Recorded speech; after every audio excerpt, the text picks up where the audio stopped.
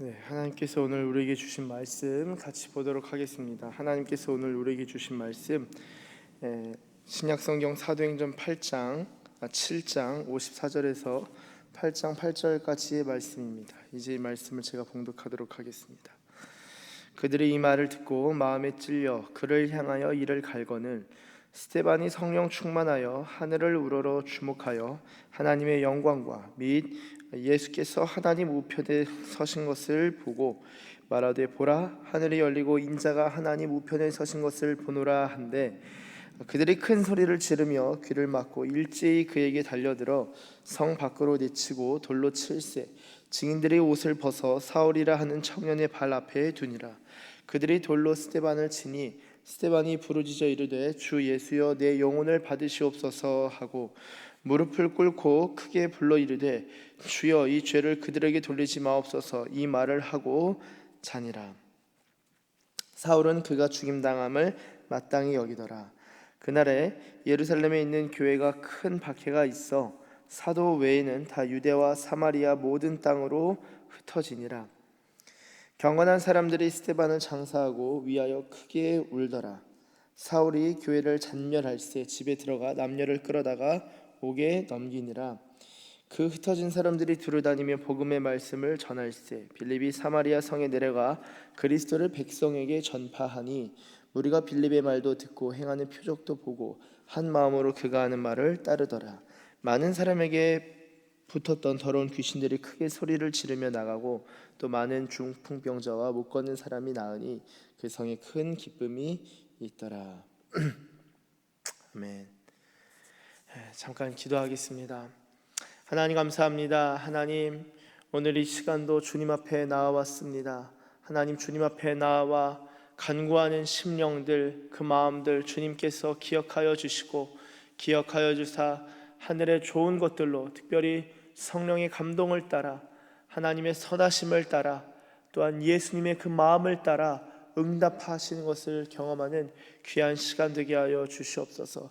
특별히 오늘도 주님 말씀의 문을 열어주시고 기도의 문을 열어주시고 찬양의 문을 열어주시고 전도의 문을 열어주시고 하나님 무엇보다 하나님을 향한 문을 활짝 열어주사 우리가 주님께 나아가는 데 있어서 힘을 얻어 나아가는 귀한 하루 되게 하여 주시고 하나님 또한 특별히 하늘문을 여사 말씀을 내려주시고 은혜를 내려주시되 은혜 위에 은혜를 더하여 주시고 오늘도 천년어치 은혜를 주사 오늘 하루가 주님의 은혜 가운데 살아갈 수 있도록 주님께 온전히 드려질 수 있도록 주님 인도하여 주시옵소서. 감사합니다. 주님 감사드리며 예수님의 이름으로 기도드립니다. 아멘. 할렐루야, 할렐루야. 우리 주님의 이름을 찬양합니다. 여러분 오늘 함께 읽으신 본문은 사도행전 7장 54절부터 8장 8절까지의 말씀입니다. 여러분 이 7장 54절부터 60절까지는 이제 드디어 스데반이 설교한 다음에 그리고 나서 순교를 당하는 장면이 포착되고요. 그 이후에 8장 초반부에는 이 사울이 교회를 박해하는 이야기가 나옵니다. 여러분 이 지금 사도들이 있고 그리고 사도들이 그 밑에 또한 집사들을 세웠는데요. 그리고 나서 얼마 안 있다가 바로 이렇게 스데반이 순교를 당합니다.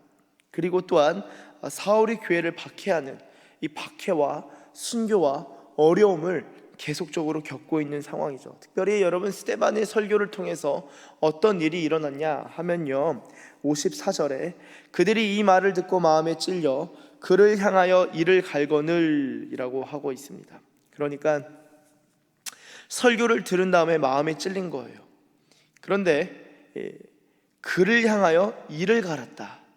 마음이 찔리면요 회개를 해야죠. 그런데 그를 향하여 이를 갈게 됩니다. 여러분 성령님이 말씀을 주실 때 이렇게 두 가지 반응으로 나타나는 것 같아요. 뭐 두 가지 이상의 반응이 있겠지만 크게는 두 가지인 것 같습니다. 하나는 그 말씀이 마음에 들어와서 회개하게 되고 또한 그 말씀으로 말미암아 하나님을 알게 되고 또한 엎드러지게 되는 은혜를 경험하는 사람이 있는가 하면요 말씀이 들어올 때 그 말씀을 받아들이지 않는 경우가 있습니다. 근데 지금 말씀을 보시면 말씀이 들어왔는데요, 특별히 마음에 찔렸다, 양심에 찔림이 있고요, 그 마음에 가책이 있고 막 일어났는데, 이것이 회개로 나아가기보다는 오히려 이 스테반을 대적하고 또한 예수님을 대적하는 형태로 표현되는 것이죠. 이렇게 말씀으로 말미암아 회개하는 사람이 있는가 하면 말씀에 대하여 분노를 일으키는 사람이 있는 것입니다. 특별히 스데반의 설교를 통하여 주님은 역사하셨고 또한 각 사람 마음 가운데 찔림을 허락하셨는데요, 그 일을 가는 상황에서 사람이 영적인 존재여서 상대방이 나를 좋아하는지 좋아하지 않는지, 그리고 내 말을 듣는지 내 말을 무시하는지 다 압니다. 그런데 그런 상황, 일을 가는 상황, 그리고 나를 미워하고 뭔가 저주하는 그 눈빛, 그런 둘러싸인 상황에서 스데반은 여전히 성령 충만하여 하늘을 우러러 주목하여 하나님의 영광과 및 예수께서 하나님 우편에 서신 것을 보게 됩니다. 여러분, 저희 앞서 보셨을 때 스데반의 얼굴이 6장 15절에 보시면 그 얼굴이 천사의 얼굴과 같더라라고 하죠. 특별히 공회 중에 앉은 사람들이 다 스데반을 주목하여 보니 그 얼굴이 천사의 얼굴과 같더라라고 적고 있습니다. 그러니까 사람들이 스데반의 얼굴을 주목하여 보는데 그 얼굴이 천사의 얼굴과 같은 거예요. 그런데 이것이 이제 설교의 시작이라면요, 설교를 마무리하고 나서 사람들이 스데반의 얼굴은 천사의 얼굴과 같지만 이제 스데반은 천사가 아닌 예수님을 보게 됩니다. 하늘을 우러러 주님을 보게 되죠. 그때 아마 천사의 얼굴은 보다 더 영광스럽게 빛나는 그런 모습이 아니었을까라고 상상해 보기도 하는데요, 스데반이 그렇게 하늘이 열린 것을 보는데, 여러분, 이 성경에 보면은 하늘이 열려서 하나님과 하나님의 권능과 영광과 그의 아들 인자 예수 그리스도를 보게 되는 경우들이 성경에 종종 나타납니다. 특별히 에스겔 선지자도 그런 은혜를 입었죠. 에스겔서 1장 1절을 보시면, 30째 해에 넷째 달 초닷새에 내가 그발강가 사로잡힌 자 중에 있을 때에 하늘이 열리며 하나님의 모습이 내게 보이니 라고 적고 있습니다. 에스겔 선지자는 하늘이 열리고 또한 하나님의 모습을 보게 되는 그런 영광을 누리게 되는데요, 에스겔뿐만 아니라 다니엘도 마찬가지죠.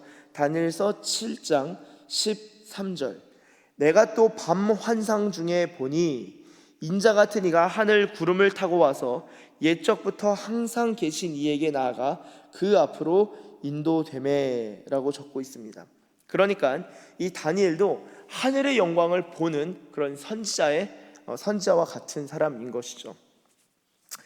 엄밀히 말씀드리면은 이 스데반이 보게 되는 이 하늘이 열리고 인자가 하나님 우편에 서신 것은요, 우리 복음서에도 종종 등장했지만 시편 110편 1절을 가장 중심 기반으로 합니다. 1절 말씀입니다. 여호와께서 내 주에게 말씀하시기를 내가 내 원수들로 내 발판이 되게 하기까지 너는 내 오른쪽에 앉아있으라 하셨도다.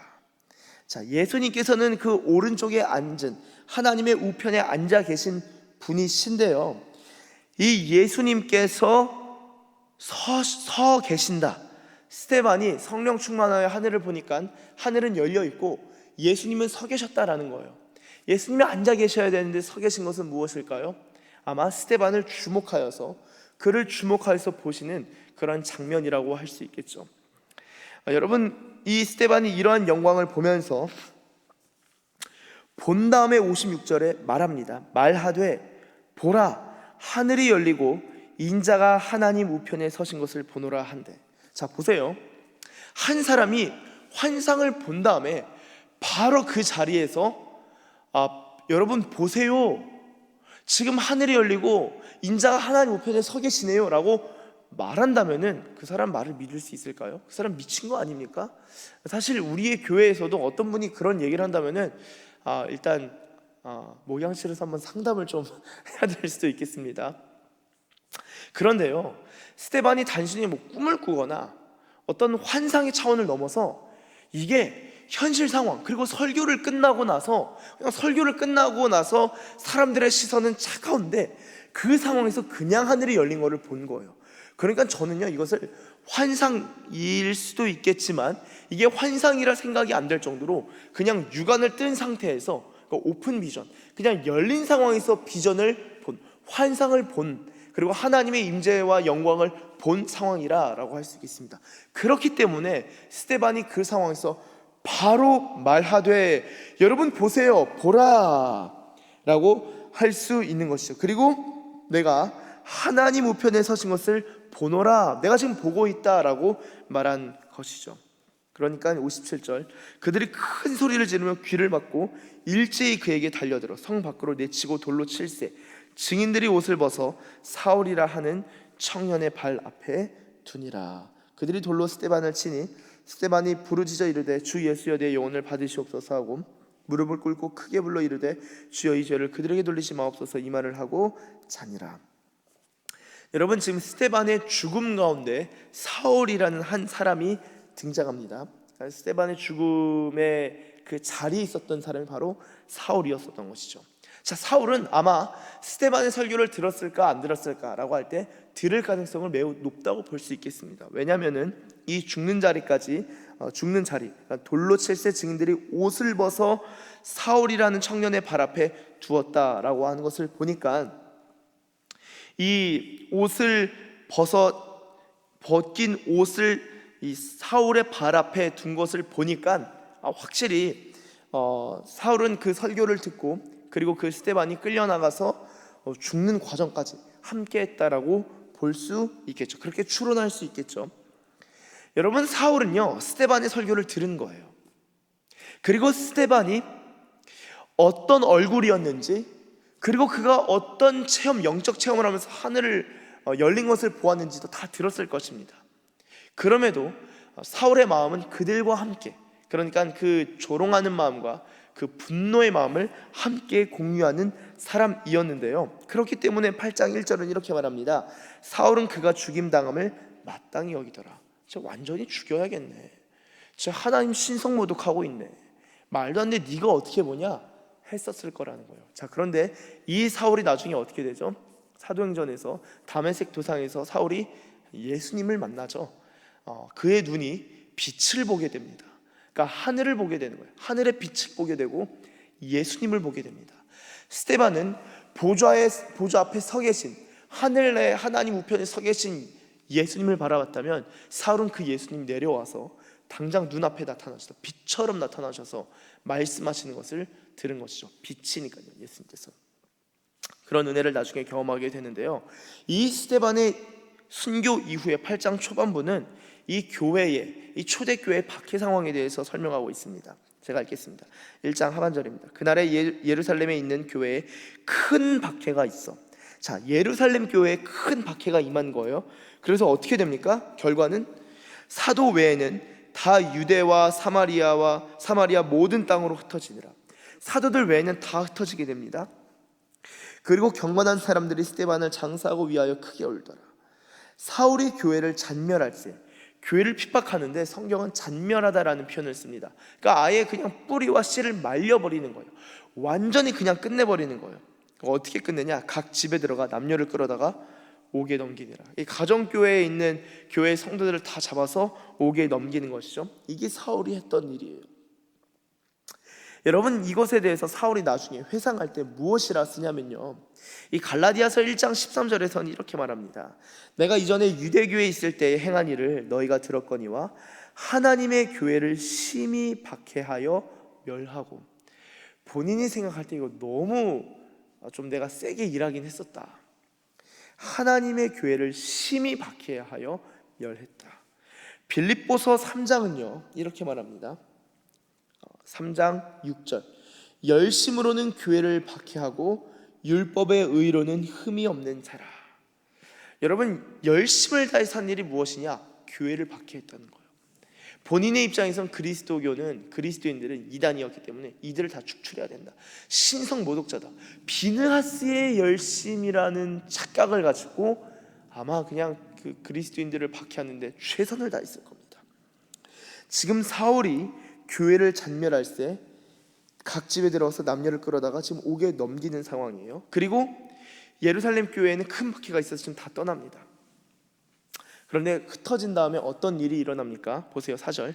그 흩어진 사람들이 두루 다니며 복음의 말씀을 전할세라고 적고 있습니다. 여러분, 하나님께서 예수님을 보내셨고, 그리고 예수님이 사시다가 공생애를 사시고 십자가 죽으시고 부활하시고 승천하신 다음에, 그리고 오순절에는 성령을 보내주셨다는 거예요. 여러분, 예수님께서 내가 너희와 항상 함께 있을 거다라고 약속하셨고, 내가 다시 올 거라고 약속하시고 성령을 보내주셨는데, 성령 받고 나서 어떤 일이 일어납니까? 성령 받고 나서 사실 베드로의 그 기적 사건도 있고, 설교를 통해서 수천 명이 돌아오기도 하고, 막 폭발적인 복음 전파도 일어났지만, 여러분, 이 복음 전파에 비례해서 엄청나게 큰 박해가 있었다라는 것입니다. 아니, 성령님이 임하시면, 그리고 예수님이 떠나가시고 성령님을 보내주셨으면은 계속 잘 돼야 되는 거 아니에요? 그런데 복음을 전하는데 큰 능력이 일어나지만 그에 상응하게 엄청난 박해가 임했다고요. 엄청난 어려움이 닥쳤다는 거예요. 성령 받고 나서 우리는 권능과 은사만 생각하지만, 성령 받고 나서 이 박해가 시작됩니다. 여러분, 이거 중요합니다. 이 초대교회에서 단순히 박해만 생각하지만, 생각해 보시면요, 초대교회 가운데 어떤 일이 있었냐? 성령 받고 나서 박해가 있었다. 그럼 여러분, 저와 여러분이 우리가 교회 몸된, 예수님의 몸된 교회라면요, 성령 받으면 어떤 일이 일어날까요? 사실상 박해가 있어야 돼요. 복음을 전하는 데 있어서 박해가 있어야 됩니다. 권능도 나타나지만. 그러나 어떤 복음을 전하는 데 박해가 없다면요, 하나님은 성령 받은 자들을 어떻게 인도하시냐라고 할 때, 여러분, 늘 뜨겁고 막 내가 매일 기쁘게 하지 아니하고, 하나님께서 그 사람의 심령을 말리시는 길로 인도하신다. 그 사람의 자아가 부인될 수 있는 십자가의 길로 인도하신다라고 볼 수 있겠습니다. 그래서 성령 받으면요, 권능도 생기고 능력도 생기고 기쁨도 있고 감사하고 충만하지만, 동시에 상황은 박해하는 상황으로, 어려움이 있고 고난의 상황으로 때로는 인도하신다라는 겁니다. 그러면은 이 성령 받는 게 두려울 수 있어요. 그러나 또 이제 감당할 시험만 주시고, 그 고난이라 함은 자기를 부인하고 예수 닮는 길로 인도하시는 거지, 성품이 예수님을 닮아가는 과정에 있어서 시련을 허락하신다는 거지, 성령 받으면 꼭 고난이 온다라는 공식을 이야기하고자 하는 것은 아닙니다. 그런 공식은 아니죠. 다만 초대교회, 이 사도행전에 비춰봤을 때 성령 받은 다음에 박해의 상황이 왔다라는 것입니다. 자, 그러면은 우리 내면적 이 성령의 내주와 또한 우리 개인의 어떤 고난을 통해서 주님을 닮아가는 것을 이야기했는데요, 다시 초대교회로 돌아가서 본다면요, 여러분, 이 초대교회 상황에서 이 박해가 일어나는 가장 큰 이유가 무엇일까요? 사회학적으로 보면은, 이 당대의 배경을 살펴보면은 유대교와의 충돌입니다. 그리고 로마의 종교와의 충돌이겠죠. 그런데 생각해 보시면은, 하나님께서 이 예루살렘 교회를 그냥 복음이 계속 전해지고, 아니, 대제사장, 서기관, 바리새인들, 그리고 제사장들, 그리고 장로들, 이런 사람들도 회개하면 되잖아요. 하나님께 돌아올 수 있도록 다 그냥 성령 받고 회개시키면 되잖아요. 근데 주님이 그렇게 역사하지 않은 거예요. 그 사람들을 남겨두사 그들로 하나님께서 그들을 쓰셨다라기보다는 이 초대교회가 박해받는 것을 허락하셨다라는 것입니다. 큰 박해가 임해서 결론적으로 어떻게 됩니까? 흩어지는 거예요. 흩어져서 복음을 전하게 됩니다. 예루살렘에만, 이전엔 예수님께서 내가 너에게 약속한 것이 임할 때까지 이 성을 떠나지 말라 하셨죠. 예루살렘을 떠나지 말라 했습니다. 신실하게 제자들은, 그리고 제자들의 제자 그룹들은 모여서 예루살렘 성에서 막 뜨겁게 기도하고 그 성에서 떠나지 않고 성령 받고 복음 전한다고요. 근데 이제는 이 성에서 떠나지 말라 하신 주님이 이 성에서 떠날 수 있도록, 흩어질 수 있도록 박해라는 것을 허락하신다라는 것입니다. 흩어져서 복음을 전하는, 그리고 고난 가운데서도 복음을 전하는 것을 하나님께서 허락하시는 거예요. 여러분, 어떻게 보면 저희도, 우리의 교회도 마찬가지입니다. 저희가 모이기를 힘쓰는 교회가 되어야 할 줄로 믿습니다. 진정 여기에 우리가 아멘 해야죠. 우리가 모이기를 힘쓰는 교회이어야 하지만 동시에 여러분, 흩어지는 것도 잘하는 교회가 되어야 합니다. 왜냐? 복음으로 모여서 우리가 복음으로 말미암아 기뻐하고 성도의 교제가 있고 복음으로 주님을 예배하고 주님을 영화롭게 하고 기도한다면은, 예루살렘에 은혜가 있다면요, 이제는 흩어진 은혜로서 복음을 전하는 은혜도 있어야 된다는 것입니다. 따라서 여러분, 우리가 모이기를 힘써서 기도하지만 또한 세상에 나가서 하나님의 복음을 증거하고 세상 속에서 이 소금과 빛으로 살아가는 사람이 되어야 한다는 것이죠. 여기서 볼 때 이제 소금과 빛의 공통점이 있어요. 그 공통점은 무엇이냐? 소금과 빛은 소리가 없다. 소리를 내지 않습니다.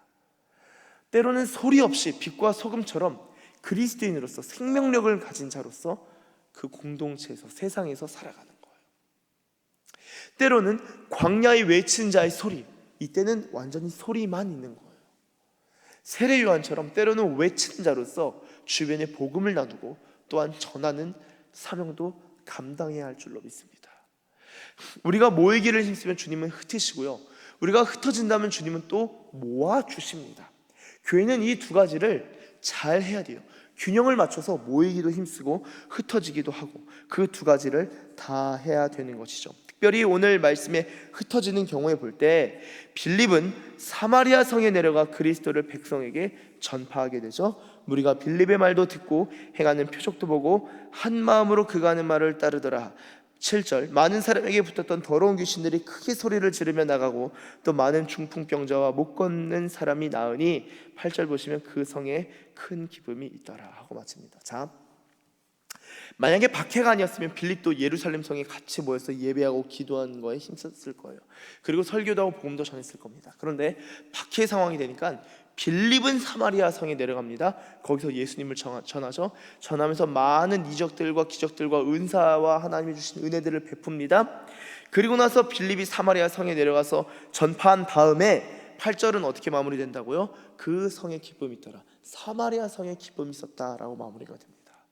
여러분, 한 사람의 복음 전파가 그 성에, 그 도시, 그 시티, 그 지역에 엄청난 부흥과 기쁨을 몰고 온 것입니다.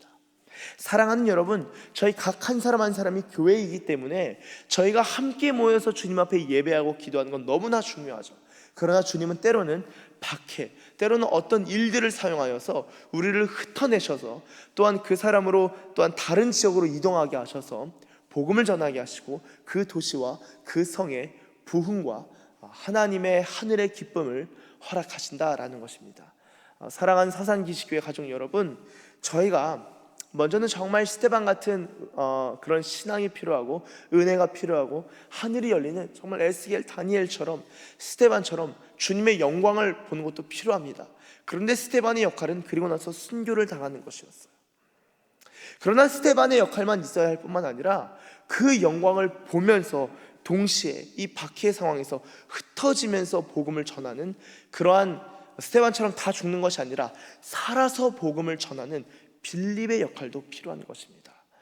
오늘 우리가 서산기지교회의 모든 성도들이 스데반의 영성도 필요하고 또한 빌립의 영성도 필요하면서 이런 모든 역할들을 주님 안에서 감당할 때 주님께서는 우리의 교회 가운데 하나님의 은혜를 허락하시고 복을 베푸실 뿐만 아니라 우리의 교회를 통해서도 다른 교회와 다른 지역들 가운데 또한 우리의 지역 가운데도 그 성에, 우리의 서산 지역에, 그리고 서산을 통하여서 이 기지교회를 통하여서 다른 기지교회들 가운데도 큰 기쁨을 허락하실 줄로 믿습니다.